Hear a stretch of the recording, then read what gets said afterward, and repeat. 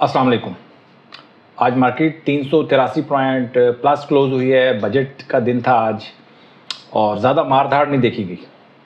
Market maximum गई 970 point plus हुई और 51 पॉइंट माइनस तक आई, और लेकिन मार्केट थोड़ी सी इंप्रूव होकर बंद हुई 383 पॉइंट प्लस। गैप ओपनिंग हुई थी मार्केट की, आज 500 पॉइंट प्लस मार्केट खुली थी, लेकिन वॉल्यूम बहुत कम रही। 235 मिलियन का काम हुआ है आज। लास्ट काम हुआ था 407 मिलियन का, उससे पहले 292 मिलियन का काम था। तो वॉल्यूम में कुछ कमी नज़र आ रही है। बोर्ड आइटम्स नहीं चल रहे, ठीक है, तो ये मार्केट के लिए थोड़ा सा थ्रेटेंड हो सकता है। लेकिन एक जो मार्केट के लिए मुस्बत चीज़ है, पॉजिटिव चीज़ है, वो ये है कि जनरल पब्लिक के पास माल नहीं है। ईद की वजह से बहुत सारे लोगों ने अपनी पोजीशंस को हल्का कर दिया था और आज भी वो कुछ खास पोजीशन ले नहीं सके लोग। तो ये एक मार्केट के लिए पॉजिटिव हो सकता है। पब्लिक के पास माल होना ये मार्केट के लिए नेगेटिव होता है, और पब्लिक के पास माल ना होना मार्केट के लिए पॉजिटिव होता है।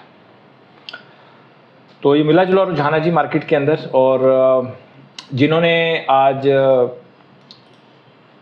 पॉजिटिव कंट्रीब्यूट किया उनमें फौजी फर्टिलाइज़र है, पीकेजीपी, बैंक अल अबीब, मिज़ान बैंक, बैंक अल्फला। और जिन्होंने नेगेटिव कंट्रीब्यूट किया उनमें लकी है, एंग्रो एच है, ई फर्टिलाइज़र, पीपीएल, के electric, hub power, MCB, PSO, TRG, DG Khan cement, national bank. Heavy weight stocks हैं जिन्होंने नेगेटिव कंट्रीब्यूट किया। तो सबसे पहले हम चलते हैं जी अपनी शीट की तरफ, उसी पर देखते हैं क्या सूरत हाल है। ये हमारे पास कैटेगरी ए के स्टॉक्स हैं। मुझे लगता है कि अगर मैं इनको बताऊंगा तो शायद टाइम ज़ाया होगा। कैटेगरी ए प्लस के कुछ स्टॉक्स हैं काफ़ी सारे, उसके बाद कैटेगरी ए के स्टॉक्स हैं, और ये कैटेगरी बी के स्टॉक्स हैं। बी में बहुत सारे स्टॉक्स हैं। तो बी में स्टॉक्स ज़्यादा हैं, इसका मतलब है कि मार्केट का रुझान जो है वो थोड़ा थोड़ा ऊपर से नीचे की तरफ आ रहा है, लेकिन रुक गई है मार्केट। अब यहाँ से मार्केट का ट्रेंड बनेगा। कल अगर मार्केट प्लस होती है तो ये बी के कुछ स्टॉक्स ए की तरफ जाएंगे, जिससे लगेगा कि मार्केट ने सपोर्ट ले लिया। ठीक है, कल का दिन बड़ा क्रूशल है। कल का दिन अगर नेगेटिव लगता है तो फिर हमारे पास सी और डी के स्टॉक्स इकट्ठे होना शुरू हो जाएंगे, जो कि समझ लें कि एक मार्केट का एक समझ लें कि मूव कर रही है, कुछ स्टॉक्स मूव कर रहे हैं नीचे की तरफ। अच्छा, अब हमारी नई रिपोर्ट है, उसको हम देख लेते हैं। बाकी आप इसका स्क्रीनशॉट ले सकते हैं। और नई रिपोर्ट जो है हमारे पास है ये वाली, जो कि मैं ह्यूमन इंटेलिजेंस के साथ बनाता हूँ। तमाम चार्ट्स मुझे देखने पड़ते हैं, सिस्टम डेवलप करने का टाइम नहीं मिल रहा मुझे। तो इंशाल्लाह सिस्टम डेवलप हो जाएगा तो ये रिपोर्ट हमारे पास एक अच्छी रिपोर्ट बन सकती है कम वक्त में। इसमें टाइम बहुत लगता है, कम से कम 1 घंटा लगता है इसको बनाने के लिए। बाकी काम भी करना पड़ता है, फिर इस रिपोर्ट को बनाने के लिए 1 घंटा चाहिए।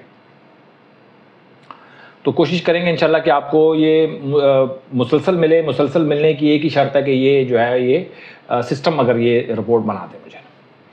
अलर्ट कैंडल जिनकी बनी है उनमें एजीपी है, और साथ लिखा हुआ है ए प्लस का स्टॉक है। ये ए प्लस कैटेगरी का स्टॉक है मेरे पास, जो प्रीवियस रिपोर्ट है। एजीपी में अलर्ट कैंडल बनी है आज, जीसीआईएल में अलर्ट कैंडल बनी है, वाफे, एचबीएल, एचटीएल, सरल और फौजी फर्टिलाइज़र, इनमें अलर्ट कैंडल्स बनी है। अलर्ट कैंडल का मतलब ये है कि जो लोग नए हैं उनको मैं बता देता हूँ कि अलर्ट कैंडल का मतलब ये है कि आज का जो हाई है वो क्रॉस करेगा तो कल आप इन स्टॉक्स को बाय कर सकते हैं। इनमें मोमेंटम आ गया है, ठीक है, इनमें मोमेंटम आ गया है और इनको आप बाय कर सकते हैं विद स्टॉप लॉस।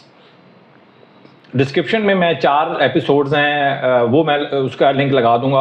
अगर आपको टीकेटी के बारे में नहीं पता, स्ट्रेटजीज के बारे में नहीं पता, चार्ट्स के बारे में नहीं पता, तो उन 4 एपिसोड से आपको काफ़ी अफाका हो सकता है, काफ़ी कुछ सीख सकते हैं आप।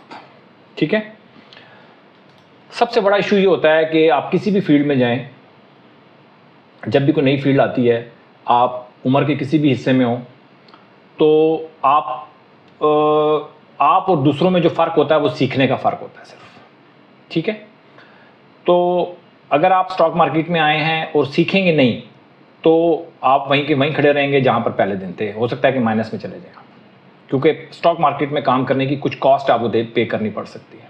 लेकिन सीखेंगे तो आप बहुत कुछ हासिल कर सकते हैं इसके अंदर से, लेकिन सीखना ज़रूरी है। मैं आपको बताऊं, मैं कुछ गेम्स खेलता हूं, स्पोर्ट्स करता हूं, तो मैंने जब भी कोई नई स्पोर्ट्स को मैं जब शुरू करता हूं तो पुराने खेलने वालों से भी कई दफ़ा ऐसा होता है कि नया खेलने वाला आगे निकल जाता है। इसलिए निकल जाता है आगे कि वो सीखता है, और पुराने जो खेल रहे होते हैं वो जस्ट खेल रहे होते हैं, बट वो कुछ उस गेम में बहुत ज़्यादा एक्सपर्ट नहीं हो पाते, इसलिए कि वो सीखना बंद कर देते हैं। जो नया आने वाला होता है वो सीखने का अगर वो अमल अपना जारी रखता है तो उनसे बहुत, पुराने खेलने वालों से बहुत आगे निकल जाता है। तो सीखना बहुत ज़रूरी है जी, ठीक है। तो अगर आपको टिप्पों शिप्पों के इंतजार में रहेंगे तो स्टॉक मार्केट से कुछ हासिल नहीं कर सकेंगे, ये मैं आपके साथ बेट कर सकता हूँ। आपको सीखना पड़ेगा, तभी आप स्टॉक मार्केट से कुछ बनाएंगे। अगर किसी की टिप से अभी एक दो दफ़ा आपने कोई पैसे अगर बना भी लिए ना, तो वो जस्ट एक रैंडम एक हो जाता है कभी कभार इस तरह, लेकिन मुसलसल पैसे नहीं बना पाएंगे, मुसलसल पैसे लूज़ कर पाएंगे, ये तो मुझे पता है। अच्छा जी, अच्छा, जो सुपर ट्रेंड में स्टॉक्स हैं वो ये हैं, इनको आप देख सकते हैं। और सुपर ट्रेंड में कैसे काम करना है उसका तरीका मैंने लास्ट मेरी जो 4 एपिसोड्स हैं जो आपको ईद के दिनों में मिली हैं, वो आप देख लेंगे तो आपको पता चल जाएगा कि इन स्टॉक्स में कैसे आपने काम करना है, ठीक है। ये हमारे पास इमर्जिंग स्टॉक्स हैं, और इमर्जिंग स्टॉक्स का मतलब ये है कि अभी नए नए ये अपना मोमेंटम बना रहे हैं। इमर्जिंग स्टॉक्स को पकड़ना बहुत ज़रूरी है। इमर्जिंग स्टॉक्स, अलर्ट कैंडल वाले स्टॉक्स, इनको पकड़ना ज़रूरी है। इन्होंने ही कल सुपर ट्रेंड में जाना है, और सुपर ट्रेंड के स्टॉक्स को भी पकड़ना बहुत ज़रूरी है।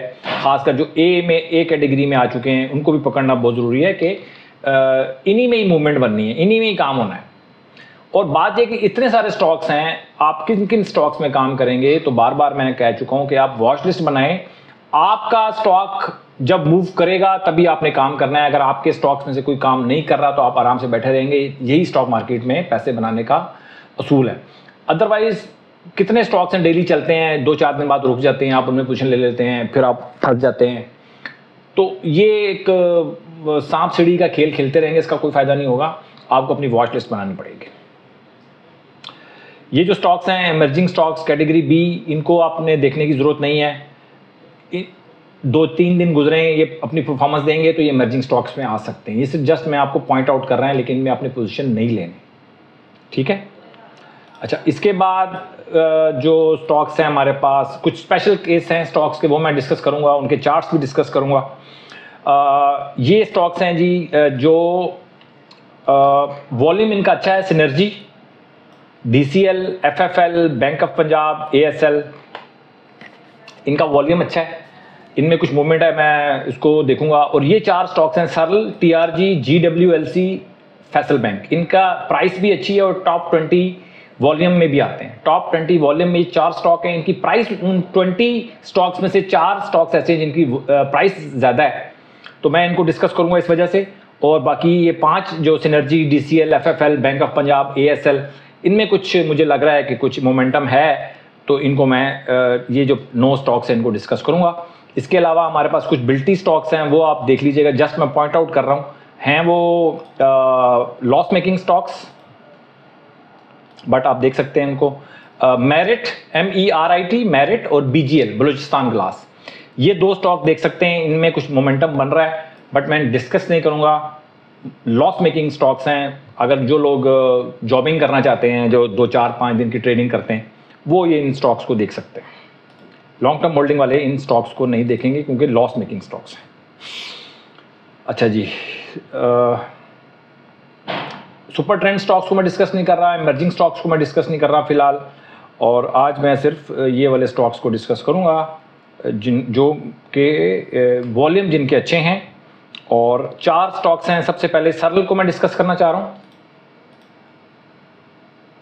इतना कुछ है डिस्कस करने के लिए ना, बजट एक अलग गेम है, मतलब उसको मैं डिस्कस नहीं कर रहा, वो आप खुद उसको एनालिसिस करें, मुझे कुछ नहीं फ़र्क पड़ता, इसलिए कि हम चार्ट्स के ऊपर काम करते हैं, हर चीज़ चार्ट के ऊपर नज़र आ रही होती है। तो बजट को आप डिस्कस करने जाएंगे 5 दिन, बजट को भी डिस्कस किया जा सकता है, बट फ़ायदा कोई नहीं उस चीज़ का, ठीक है ना। इतने स्टॉक्स हैं, सुपर ट्रेंड है, अलर्ट कैंडल्स हैं, कितने स्टॉक्स हैं, मैं क्या क्या डिस्कस करूँगा आपके साथ। तो मैंने सारी चीज़ें आपको रिपोर्ट में बना के दे दी हैं, आप खुद उसके अंदर अपने हिसाब से आप जो आप जिस कैटेगरी में फॉल करते हैं उस हिसाब से आप उसमें उसको आप देख सकते हैं, ठीक है। सारी चीज़ें मैंने आपको प्रोवाइड कर दी हैं। सबसे पहले सरल का वॉल्यूम बहुत अच्छा है, पिछले 8, 10, 15, 20 दिनों से इसका जो वॉल्यूम है वो बहुत अच्छा जा रहा है। और अगर हम बात करें एक 91.90 आप नोट कर लें, या आप नोट कर लें 90 रुपीज़, आप उसको बाय कर सकते हैं। सरल को लॉन्ग टर्म होल्डिंग के लिए भी बाय कर सकते हैं, शॉर्ट टर्म मीडियम टर्म के लिए भी बाय कर सकते हैं।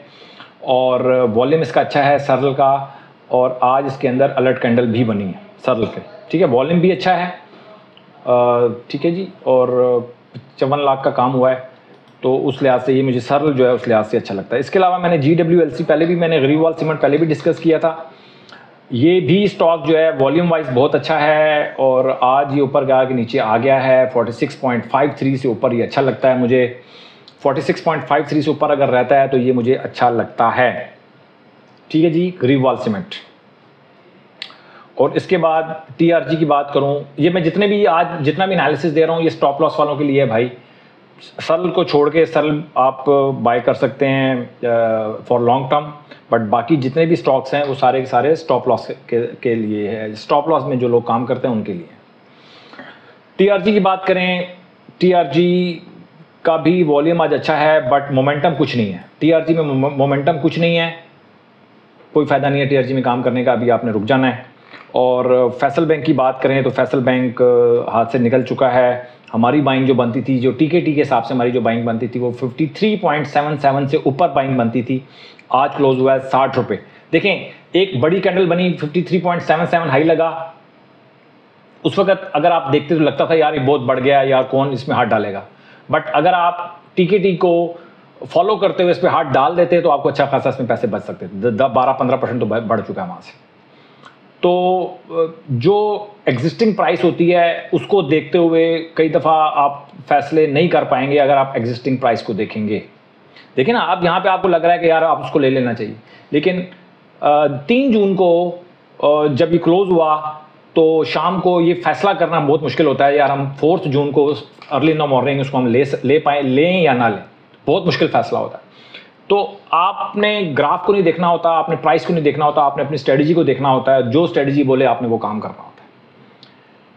जब हिस्ट्री को जब देखते हैं तो फिर तो आपको लगता है कि यार यहाँ पे 4 जून को मुझे बाय कर लेना चाहिए था, अगर आज आप देख रहे हैं तो।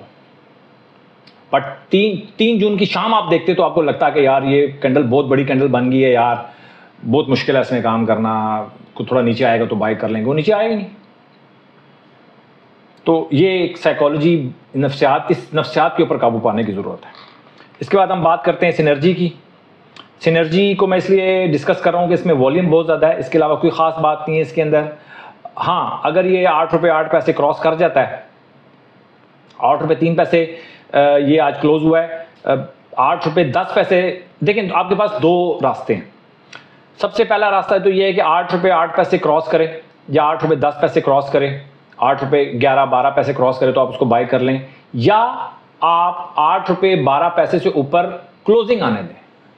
अब आपको ये डर लगता है यार 8 रुपये 12 पैसे से ऊपर गया तो हो सकता है 8:30 हो जाए, 8:45 हो जाए, वो रिस्क लेना पड़ेगा। क्लोज होने दें, ज़्यादा बेहतर है। बेहतर ये है कि इसको 8 रुपये 12 पैसे से ऊपर क्लोज होने दें, और अगर आपको बहुत जल्दी है सिनर्जी को बाय करने की तो फिर आप 8 रुपये 12 पैसे क्रॉस करें तो आप बाय कर सकते हैं। क्योंकि 8 रुपये 11, देखें, एक हाई लगा था इसका 8 रुपये 8 पैसे, दूसरा हाई लगा इसका 8 रुपये 11 पैसे, उसके बाद फिर आज हाई लगा 8 रुपये 12 पैसे। तो 8, 11, 12, 8, 10 ये प्राइस क्रॉस नहीं कर पा। तो आपको मुझे लगता है कि 8 रुपये 12 पैसे से ऊपर क्लोजिंग आने दें, उसके बाद आप इसको बाय कर लें तो ज़्यादा बेहतर है। लेकिन अगर आप ज़्यादा जल्दी में हैं तो फिर आप उसको 8 रुपये 12 पैसे कम से कम क्रॉस हो तो उसके बाद फिर आप इसको बाय करें। इसके बाद हम DCL की बात करें, इसमें भी वॉल्यूम बहुत ज़्यादा है। DCL हाथ से निकल चुका है, अब आप इसमें हाथ नहीं डालेंगे। हमारी जो TKT के मुताबिक, अगर आप गरीब दीवान सीमेंट आपकी उसमें था, ये वॉच लिस्ट में था, तो हमारी एंट्री बनती थी 11 रुपये 14 पैसे के बाद। अब देख लें क्या हो गया, 15 रुपये 4-4.5 रुपये बढ़ चुका है वहाँ से। तो अब आप DCL में एंट्री नहीं करेंगे, अब आप वेट करेंगे, ठीक है।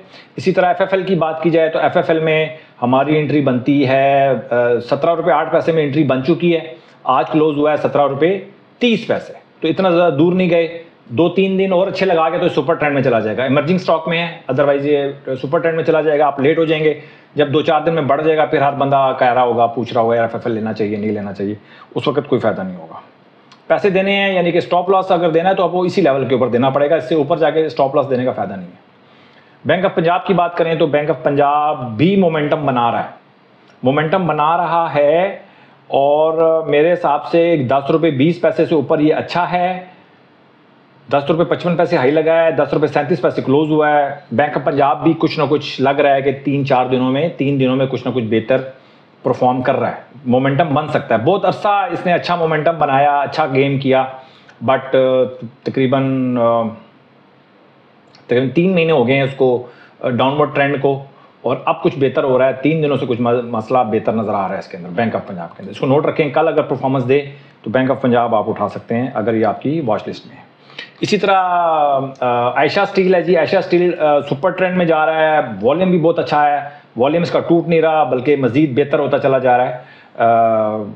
आज भी वॉल्यूम इसका बहुत अच्छा है और आयशा स्टील सुपर ट्रेंड में है। अगर आपने नहीं लिया आयशा स्टील तो फिर थोड़ा वेट कर लें, मेरे हिसाब से आपको ये मिलेगा 11 रुपये 50 पैसे में मिल सकता है। 11 रुपये 50 पैसे तक अगर आता है तो आप इसको ले, और वैसे तो अच्छा ही लग रहा है आयशा स्टील। बात फिर मैं बार बार कह रहा हूँ कि आपने अपनी बनानी है, वॉच लिस्ट बनानी है, अपनी कैटेगरी को क्लियर करना है कि भाई आप लॉन्ग टर्म इन्वेस्टर हैं, आप शॉर्ट टर्म इन्वेस्टर हैं, आप डे ट्रेडर हैं, आप क्या हैं। सबसे पहले तो वो उसको क्लियर करें और किसी एक कैटेगरी में पैसे बनाएं। सारी कैटेगरीज में इकट्ठे एक ही वक्त में काम करके आप पैसे नहीं बना सकते। किसी एक कैटेगरी को आप लॉक करें, उसी कैटेगरी को पकड़ें, उसी कैटेगरी को के मुताबिक अपने वॉच लिस्ट बनाएं, उसी कैटेगरी के मुताबिक आपने अपनी जो स्ट्रेटजी है उसको डिज़ाइन करना है और फिर उसके बाद काम करना है। पैसे बन जाए ना एक दफ़ा किसी एक कैटेगरी में तो फिर आप दूसरी कैटेगरी में शिफ्ट हो सकते हैं। दूसरी फिर कैटेगरी में फिर आप एक कैटेगरी में जब काम कर करके आप एक्सपर्ट हो जाते हैं, फिर आपको इतना ज़्यादा टाइम की ज़रूरत नहीं पड़ती, फिर आप दूसरी कैटेगरी को आप टाइम देते हैं। तो इस तरह आप अच्छे इन्वेस्टर बन सकते हैं, डिफरेंट कैटेगरीज में भी काम कर सकते हैं, बट पैसे तो बनाएं। पैसे अगर नहीं बनेंगे और मतलब हर कैटेगरी में काम करने का आपको फ़ायदा नहीं होगा। अपना बहुत ख्याल रखें। मेरा ख्याल है काफ़ी बड़ी लंबी वीडियो होगी, सबसे बड़ा मसला टाइम का होता है, तो कोशिश मैंने की है कि आपको मैं मटेरियल दे दूं ताकि आप उसके बाद घंटे 2 घंटा 2.5 घंटा जितना भी आप लगा सकते हैं। पैसे लगाए हैं तो थोड़ा टाइम भी लगाएं। पैसे सिर्फ पैसा लगाने से काम नहीं चलेगा, थोड़ा सा टाइम लगाना पड़ेगा। 1.5-2 घंटे काम करके सुबह की स्ट्रेटजी बना लिया करें, उसके मुताबिक फिर आपने फैसला जो करना है अभी करना है, मार्केट देखते हुए फैसला ना किया करें। जो फैसला करना है अभी करना है और सुबह सिर्फ जस्ट आपने एक्शन करना होता है। फैसले वाली सिचुएशन से आपको निकल जाना चाहिए। अपना बहुत ख्याल रखें और अपनी इन्वेस्टमेंट का ख्याल रखें। Thank you very much.